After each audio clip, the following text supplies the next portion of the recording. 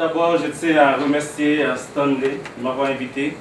Et il y a quelqu'un dans la salle qui est vraiment pour moi un modèle également dans son cheminement.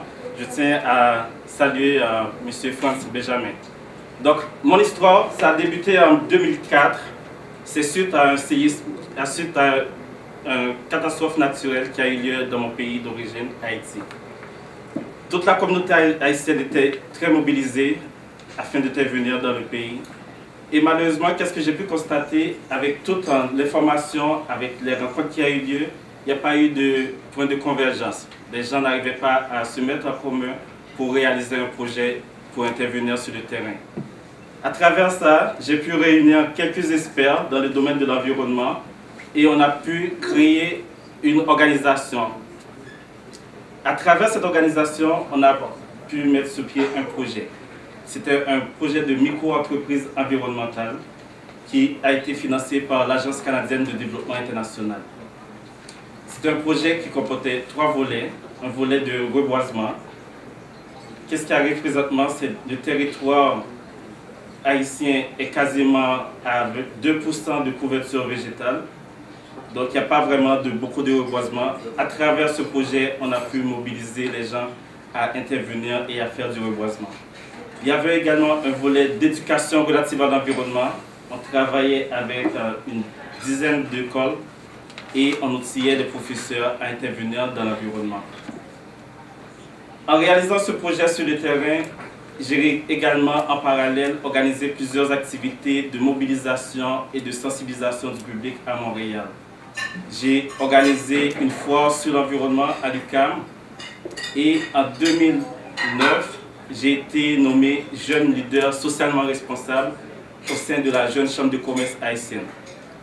Malheureusement, ce projet n'a pas pu renouveler, on n'a pas pu faire renouveler ce projet parce qu'il y a eu tellement de changements au niveau de la coopération canadienne.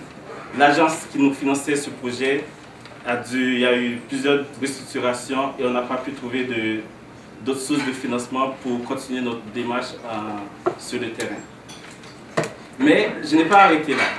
En 2010, il y a eu un séisme et je trouvais extrêmement important l'importance de la diaspora haïtienne à intervenir dans le développement et dans la reconstruction du pays.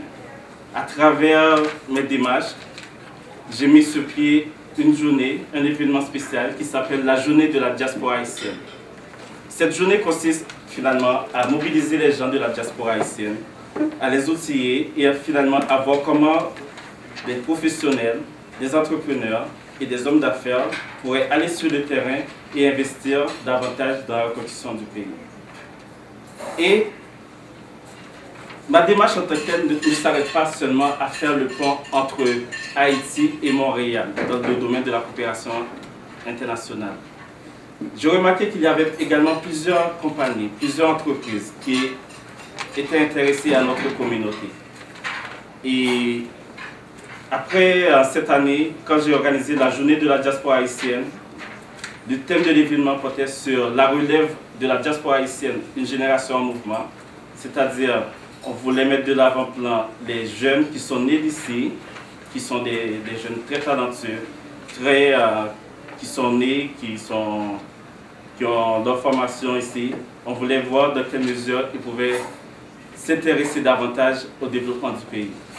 Il y a une compagnie qui s'appelle Bel Air Direct qui a vu cette potentialité qu'il y a dans la communauté. On a pu travailler et mettre sur pied un programme qui offre un tarif préférentiel auprès de la communauté haïtienne et les gens avec un numéro unique, ils peuvent appeler la compagnie et ils vont avoir un rabais, un tarif automatiquement.